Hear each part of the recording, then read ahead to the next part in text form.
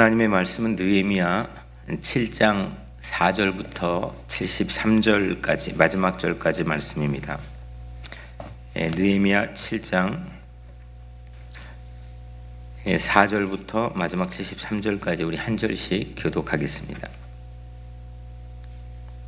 그 성읍은 광대하고 그 주민은 적으며 가옥은 미쳐 우리 같이 한 목소리로 읽겠습니다. 시작. 그 성읍은 광대하고 그 주민은 적으며 가옥은 미쳐 건축하지 못하였음이니라. 내 하나님이 내 마음을 감동하사 귀족들과 민장들과 백성을 모아 그 계보대로 등록하게 하심으로 내가 처음으로 돌아온 자의 계보를 얻었는데 거기에 기록된 것을 보면 옛적에 바벨론 왕 느부갓네살에게 사로잡혀 갔던 자들 중에서 노임을 받고 예루살렘과 유다에 돌아와 각기 자기들의 성읍에 이른 자들 곧 스룹바벨과 예수아와 느헤미야와 아샤라와 라하마 나하마디와 모르드게와 빌산과 미스베렛과 비그에와 느훔과 비아나와 함께 나온 이스라엘 백성의 명수가 이러하니라. 바로소 자손이 2172명이요 스바랴 자손이 372명이요 아라 자손이 652명이요 바핫 모압 자손 곧 예수아와 요압 자손이 2818명이요 엘람 자손이 1254명이요 삿두 자손이 845명이요 삭게 자손이 760명이요 빈누이 자손이 648명이요 부베 자손이 628명이요 아스가 자손이 2322명이요 아도니감 자손이 667명이요 비그웨 자손이 2067명이요 아딘 자손이 655명이요 아델 자손 곧 히스기야 자손이 98명이요 하숨 자손이 328명이요 베세 자손이 324명이요 하립 자손이 112명이요 기브온 사람이 95명이요 베들레헴과 느봇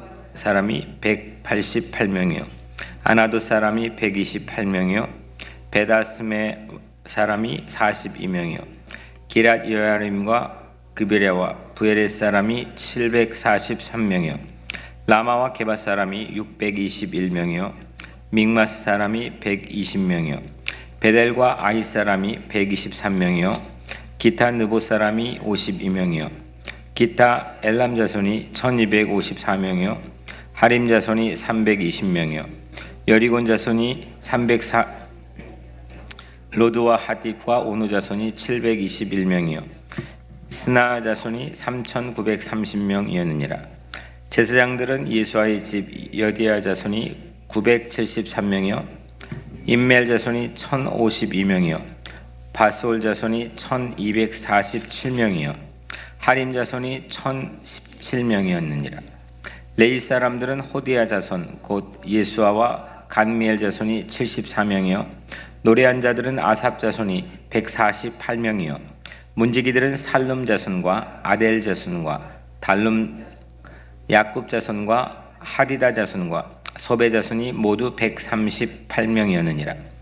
느디님 사람들은 시야 자손과 하수바 자손과 다바우 자손과 게로스 자손과 시야 자손과 바돈 자손과 르바나 자손과 하기바 자손과 살메 자손과 하난 자손과 기델 자손과 가할 자손과 르아의 자손과 르신 자손과 느고다 자손과 갓삼 자손과 우사 자손과 바세아 자손과 베세 자손과 무님 자손과 느비심 자손과 박북 자손과 하그바 자손과 할훌 자손과 비스렛 자손과 무이다 자손과 하르사 자손과 바르고스 자손과 시스라 자손과 데마 자손과 느시아 자손과 하디바 자손이었느니라. 솔로몬의 시나이 자손은 소대 자손과 소베렛 자손과 부리다 자손과 야알라 자손과 다르곤 자손과 기델 자손과 스바다 자손과 하딜 자손과 보게렛 하스바임 자손과 아몬 자손이니 모두 느디님 사람과 솔로몬의 시나의 자손이 392명이었느니라. 델멜라 데라르사와 그룹과 아돈과 임멜로부터 올라온 자가 있으니 그들의 종족이나 계보가 이스라엘에 속하였는지 증거할 수 없으니 그들은 들라의 자손과 도비아 자손과 느고더 자손이라. 모두가 642명이요 제사장 중에는 호바의 자손과 학고스 자손과 바르슬레 자손이니 바르슬레는 길르앗 사람 바르슬레의 딸 중에 하나로 아내를 삼고 바르슬레 이름으로 불린 자라. 이 사람들은 계보 중에서 자기 이름을 찾아도 찾지 못하였으므로 그들을 부정하게 여겨 제사장의 직분을 행하지 못하게 하고, 총독이 그들에게 명령하여 우림과 둠밈을 가진 제사장이 일어나기 전에는 지성물을 먹지 말라 하였느니라. 온 회중의 합계는 42,360명이요 그 외에 노비가 7,337명이요 그들에게 노래하는 남녀가 245명이요 있었고, 말이 736마리요 노새가 245마리요 낙타가 435마리요 나귀가 6,720마리였느니라. 어떤 족장들은 역사를 위하여 보조하였고, 총독은 금 1,000드라크마와 대접 50과 제사장의 의복 53벌을 보물곡간에 드렸고, 또 어떤 족장들은 금 2만 드라크마와 은 2,200마네를 역사곡간에 드렸고, 그 나머지 백성은 금 2만 드라크마와 은 2,000마네와 제사장의 의복 67벌을 드렸느니라. 이와 같이 제사장들과 레위 사람들과 문지기들과 노래한 자들과 백성 느디님 사람들과 온 이스라엘 자손이 다 자기들의 성읍에 거주하였느니라. 아멘.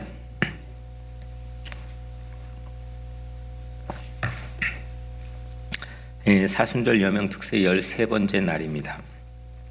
느헤미야 설교는 16번째입니다. 어제 나눈 이야기의 내용은 이제 성벽이 완공된 이야기였습니다. 고난은 끝이 있고 고난 속에 순수를 지키고 또 고난은 우쭐하지 않고 할 일을 하는 그런 모습들을 우리가 함께 나눴습니다. 오늘 우리가 느헤미야 7장 말씀을 함께 나눴는데 세 가지의 대지를 가지고 함께 살피려고 합니다. 첫 번째는 감동을 채우십시오입니다. 성벽이 완공되었습니다. 그런데 성읍이 개발되지가 않았습니다. 이유가 인구 부족 때문입니다. 4절에 그 성읍은 광대하고 그 주민은 적으며 가옥은 미처 건축하지 못하였음이니라. 도시는 컸습니다. 성읍은 광대했습니다.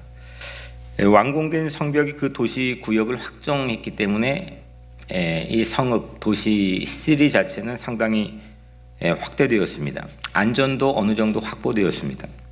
그런데 문제는 인구가 부족했습니다. 그래서 주택도 거의 없었습니다. 한마디로 성벽 안의 도시 인구 밀도가 현저히 낮았습니다. 느헤미야가 이제 결핍을 본 거죠. 성벽을 완공했는데 결핍이 발견됩니다. 우리도 결핍을 볼 때가 있습니다. 부족한 걸 볼 때가 있죠. 2% 결핍을 우리 삶에서 늘 각각의 다양한 에어리어 안에서 가지고 있습니다. 결핍을 발견하고 마주하게 되면 그때 마음에 조바심이 생깁니다. 염려가 생기고 근심이 채워집니다. 오늘 이 결핍을 목격했을 때 느헤미야는 마음에 감동을 채우는 은혜를 받게 됩니다. 2절에 내 하나님이 내 마음에 감동하사. 감동이라고 하는 이 말은 하나님께서 내 마음속에 넣어주시는 생각, 이 하나님께서 우리 마음에 넣어주시는 생각을 인스피레이션, 또 성경에는 영감이라고 익숙한 단어로 우리에게 부르기도 합니다. 염려 대신 감동을, 또 근심 대신 영감, 감동을 또 우리 각자 마음에 채우는 그런 여명 특세 기간이 되기를 축복합니다. 우리는 자주 결핍을 봅니다. 이때 하나님께 주시는 감동은 결핍을 채울 생각을 제공하신다는 겁니다. 하나님께서 주시는 감동은 생각의 은행과 같습니다. 느헤미야는 그 생각 은행에서 언제든지 무이자 대출을 받아서 그 생각을 활용하고 그 생각대로 삶을 사는 모습을 우리에게 보여줍니다. 그래서 마음에 하나님의 생각을 채우는 거죠. 5절에 마음을 감동하사 귀족들과 민장들과 백성을 모아 그 계보대로 등록하게 하심으로 내가 처음으로 돌아온 자의 계보를 얻었는데, 하나님께서 느헤미야 마음에 넣어주신 생각, 감동은 인구조사입니다. 낮은 인구 밀도를 바꿀 수 있는 기발한 생각입니다. 인구 감소를 보고 인구 조사를 어떻게 생각할 수가 있을까?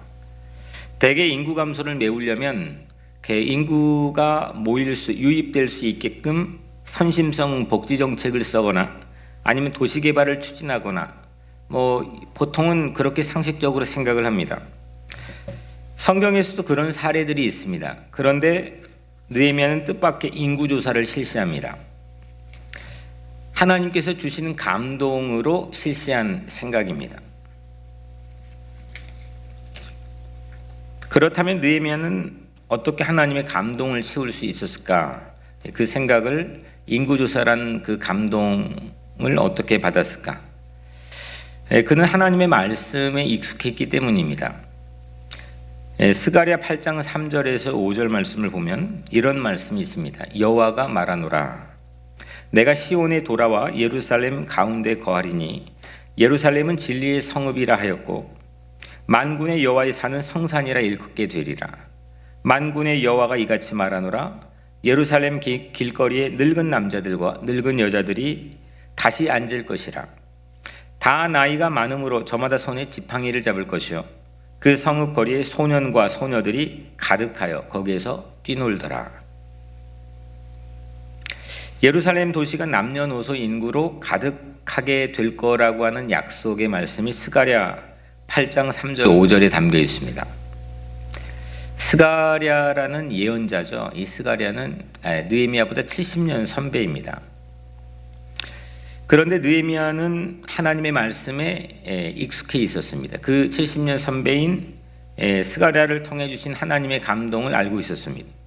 그래서 그 말씀이 느헤미야 마음에 감동으로 들어올 수 있게 된 거죠. 계기가 된 거죠. 70년 동안 현실은 그대로였습니다. 이런 환상, 이런 예언을 스가랴를 통해서 하나님께서 감동으로 생각을 주셨는데 그 현실은 그대로였습니다. 70년 전 말씀으로 느헤미야는 그리고 그 말씀을 채우게 되는 거죠. 현실은 그대로인데 그 약속과 희망을 잃어버리지 않았다는 겁니다.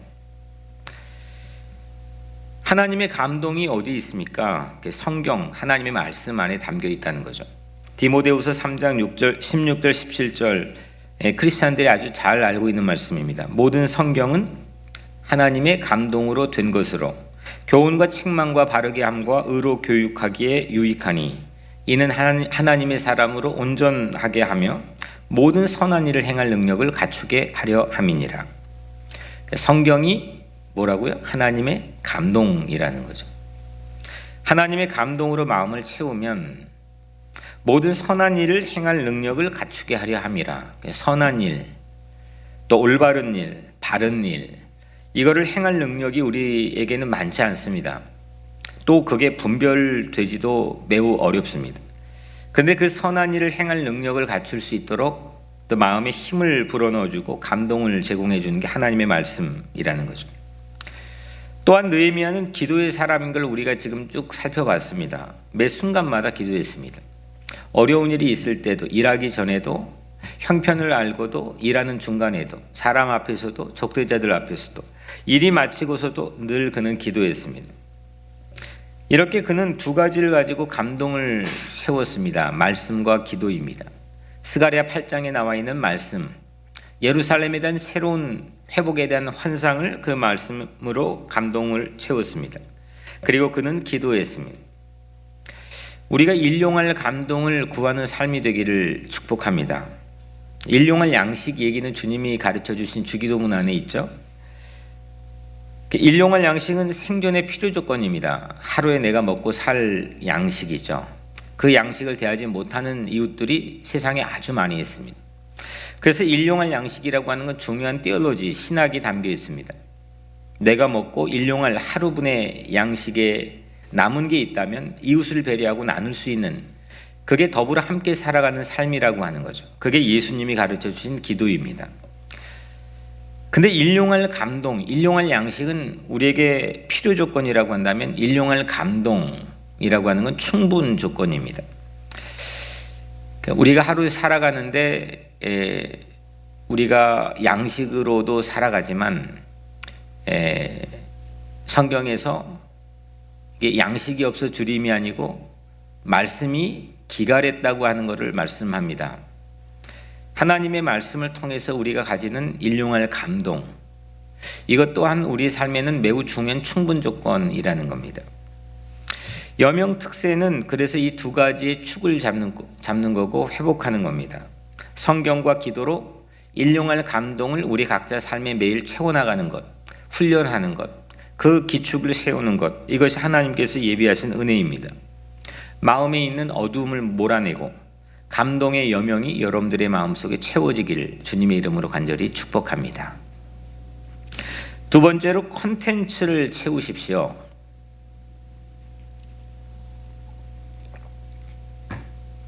첫 번째 뭐라고 그랬죠?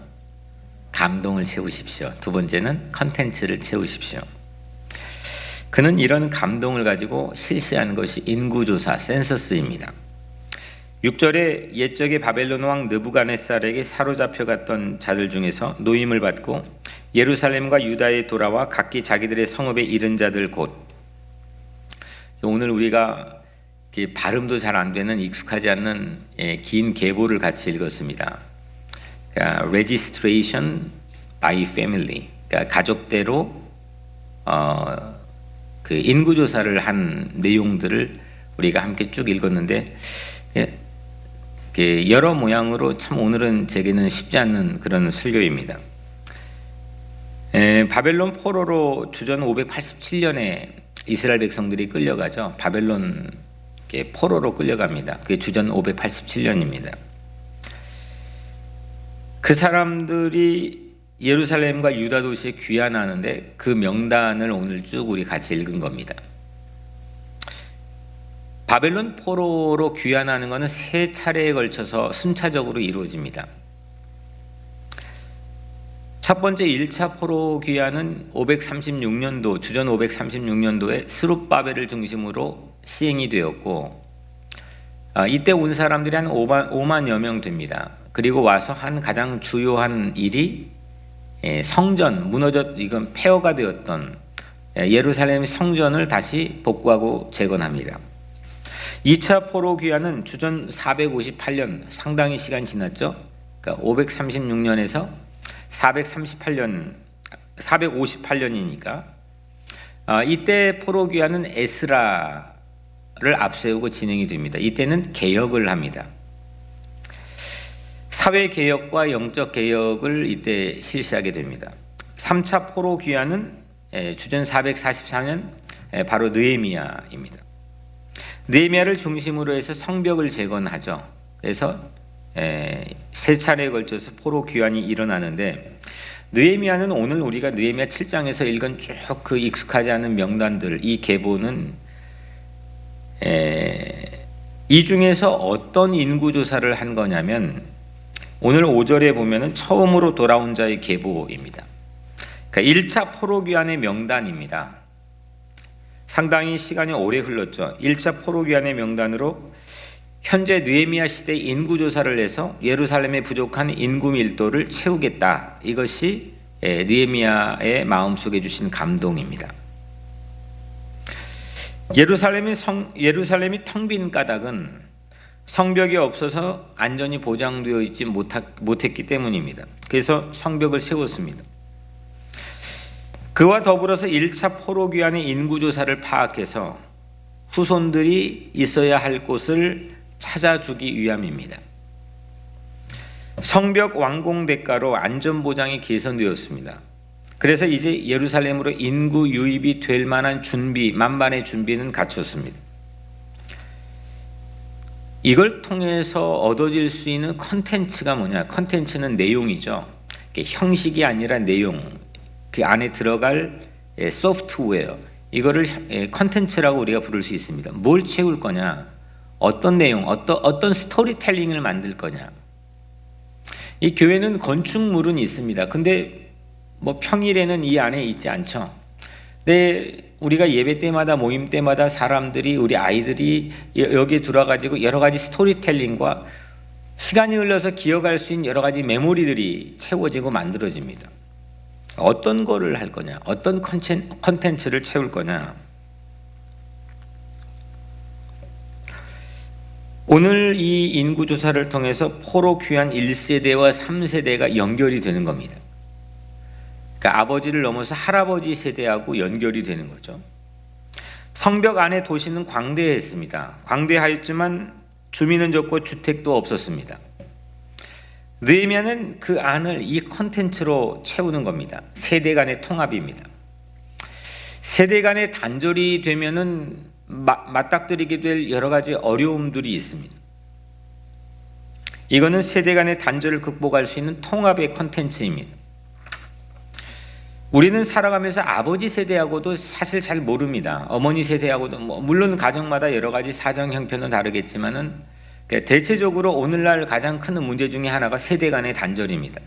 교회뿐만 아니라 사회도 마찬가지입니다. 워낙 스피디하게 세상이 돌아가기 때문에 우리는 훨씬 더 이 세대 간의 단절이 매우 급격한 위기에 봉착된 시대에 살고 있습니다. 오늘 이 시대에도 처음 포로로 귀환했을 때 스룹바벨을 중심으로 왔던 5만 명의 감동을 한번 우리가 상상해 볼 수가 있습니다. 그리고 3세대가 흘렀는데 그들의 이슈는 뭐냐면, 그들의 이슈는 왜 그대로냐 이겁니다. 시간이 흘렀는데, 돌아왔는데, 하나님 회복할 기회를 줬는데 왜 우리는 그대로냐. 아무도 마음의 힘을 다시 회복하지 않고 그 감동과 기쁨을 다 잃어버린 채 왜 우리는 그대로일 수밖에 없느냐. 이것이 모든 지도자들과 백성들의 고민이고 한계였습니다. 이 사람들은, 우리는 이게 발음이 어려워가지고 그냥 이렇게 읽었지만 무작정 지루하게 사람 숫자를 센 건 아닙니다. 오늘 지금 인구조사가 이제 미국에서도 10년마다 실시한 인구조사가 시작이 되었습니다. 사람 숫자를 센다는 의미가 뭐냐? 이건 물론 경제적 효과를 바라는 것도 있고, 우리 같은 소수 인종이 가지고 있는 어려운 문제에 대해서 혜택을 받고 우리를 대표하는 사람을 훨씬 확장하여 뽑을 수 있는 그런 계기도 됩니다. 근데 그런 생각을 해봅니다. 사람 숫자를 센다는 게 어떤 의미냐? 이게 제국의 입장, 강자의 입장에서는 사람 숫자를 세 가지고 구획 정리를 해 가지고 세금을 많이 포탈하고 군대를 재정비해 가지고 우리의 강함을 상대에게 과시하는 게 전통적으로 인구조사가 가지고 있는 제국주의의 모습입니다. 우리 입장에서, 우리 제국이 아니고 강한 사람들이 아니죠. 우리 입장에, 백성의 입장에, 국민의 입장에서 그 인구조사 센서스는 어떤 의미를 가지고 있느냐. 그 성경 안에서는 센서스를 하나님이 심판한 적도 있죠. 그리고 그 센서스를 또 하나님이 축복하고 인도하는 장면들, 두 가지 종류가 있습니다. 오늘은 하나님의 감동으로 이루어진 센서스입니다. 이름들과 숫자들이 담겨있는 컨텐츠, 한 사람 한 사람 이름을 세면서 그 275명, 458명, 1200 이런 숫자, 끝자리 숫자까지 한 사람의 숫자를 그냥 허투루 생각하지 않고 한 사람 한 사람 숫자를 생각하는 과정에서 이루어졌던 새로운 컨텐츠는 어떤 효과를 만들어냈을까요? 이것이 하나님께 주시는 감동입니다. 우리들은 대체로 이 사람의 숫자를 세는데 익숙하지 않는 분주함이나 아니면 나의 욕망이나 나의 탐욕이나 사람들을 내 마음대로 컨트롤하고 싶어하는 그런 상황에서는 사람들을 무리들, 군중들로 파악해버립니다. 내가 매너리즘에 빠져 있거나 내가 교만에 있거나 그럴 때는 사람 숫자 세는 걸 잃어버립니다. 그냥 무리들, 군중들, 그 속에 사람들이 어떤 스토리가 이어지고 어떤 어려움과 위기가 있는지 우리는 파악하지 못합니다. 근데 미국의 전체 센서스를 하면서 이게 한 사람 한 사람, 그거를 이 많은 이 수많은 사람들이 살고 있는 이 넓은 땅에서 그게 어떤 의미일까? 이게 백인들만 사는 곳이 아니고 소수인종, 다양한 사람들, 다양한 세대들, 이 사람들이 살고 있는 각각의 형편들을 헤아리고 배려하고 나누고 분배하고 이것이 인구조사가 가지고 있는 의미라고 저는 생각합니다. 하나님의 관심은 물론 우리가 예상할 수는 있겠지만 늘 형식보다는 내용, 컨텐츠입니다. 물론 형식을 중요하게 생각하지 않는 건 아닙니다. 하지만 형식보다 내용입니다. 도시를 채울 수 있는, 이 예루살렘 시리를 채울 수 있는 새로운 컨텐츠, 느헤미야를 통해 주시는 감동의 컨텐츠는 뭐냐? 세대 통합입니다. 제가 다른 교회에서는 이 강단에 시시때때로 1년에 한두 번 할 수 있겠지만 시시때때로 우리 아이들이 오고 막 여기도 올라오고 와서는 여기다가 얼굴을 기대고 저를 쳐다보고 뛰어다니고 또 어른들도 마찬가지로 또 그 아이들과 함께 교감하고 왜 여기에 이 컨텐츠를 주목하는 그런 시도를 하느냐? 이게 세대 간의 단절을 극복하자는 겁니다. 어른들의 세대를 무조건 밀어내거나 아니면 반발하면 그들이 가지고 있는 고유한 전통이나 기억들은 단절돼서 우리의 정체성은 사라지게 됩니다. 힘없이 살게 됩니다. 아무리 걔네들이 똑똑하고 세상에서 괜찮은 사람으로 살지라도 그들의 뿌리나 정체성, 정통성이 없게 되면 그들은 힘있게 세상 속에 살아가지 못합니다. 마찬가지로 어른들도 마찬가지죠. 우리에게 주어져 있는 가장 중요한 사명, 이 세대를 보존하고 유지시켜 나간다고 하는 그 사명 자체를 우리는 소홀하게 해서는 안 된다는 거죠. 1세대에 저도 이게 막 읽어봐도 이거 어떻게 하나님이 전해야 됩니까? 근데 3세대가 1세대에 인구조사를 했다는 거 매우 유니크한 겁니다. 1세대가 처음 왔을 때 그 귀환의 감격, 그들이 가지고 있는 신앙, 목숨을 걸고 지켰던 신앙의 유산, 그리고 그들의 역사의 아픈 기억, 이 세 가지를 연결해 준 세대 통합의 컨텐츠, 이건 장차 예루살렘의 청사진입니다. 우리 이렇게 살아야 됩니다. 우리가 이게 앞으로 나가야 될 방향입니다. 그냥 사람 숫자 된 게 아니라 이 어감, 이 사이사이에는 그런 스토리텔링이 담기기를 바라는 겁니다. 또 다른 컨텐츠 하나는 뭐냐? 계보대로입니다. 5절에 숫자를 어떻게 셌냐? 세는 방법이 있죠. 계보대로. 방법은 영어로 하자면 registration by family입니다. 가족별로, 계보대로는 가족별로, family입니다. 예루살렘 도시의 컨텐츠는 가정입니다. 가족입니다. 이걸 보면 우리가 짐작할 수가 있습니다. 무너진 가정들을 세우고 가족 같은 도시, 패밀리 같은 도시 컨텐츠를 추구하는 거죠. 그동안 이산 가족이 많았습니다. 100년 가까운 세월 동안, 100년이 뭐죠? 140년 동안 포로로 끌려가면서 아버지하고 자녀가 헤어지고 남편과 아내가 헤어지고 수없이 뿔뿔이 흩어져 있는 우리나라의 이산 가족의 형편처럼 그들은 그럴 수밖에 없는 상황이었고 그 역사적 증거들이 성경 안에도 나와 있습니다. 가정이 파괴되었습니다. 그 아픔과 한이 맺혀 있는 삶을 살아왔습니다. 그래서 이 컨텐츠는 가족별로입니다. 무너진 가정들을 세우고 흩어졌던 가족들을 규합하고 그 가족 같은 도시를 컨텐츠를 추구하는 겁니다. 그래서 인구조사를 본회에 보면 첫째 7절에 인솔자 12명 명단, 두 번째로 8절에 38절에 가족별 명단이 쭉 나오고 세 번째로 39절 45절에 제사장들, 노랫꾼들, 문지기 명단, 네 번째로 45절 60절에 느디딤 사람들, 성전 공무원입니다. 다섯째 61절 65절에 불확실한 사람들의 명단, 여섯째로 66절 73절에 인구조사 총숫자와 예물 숫자가 담겨 있습니다.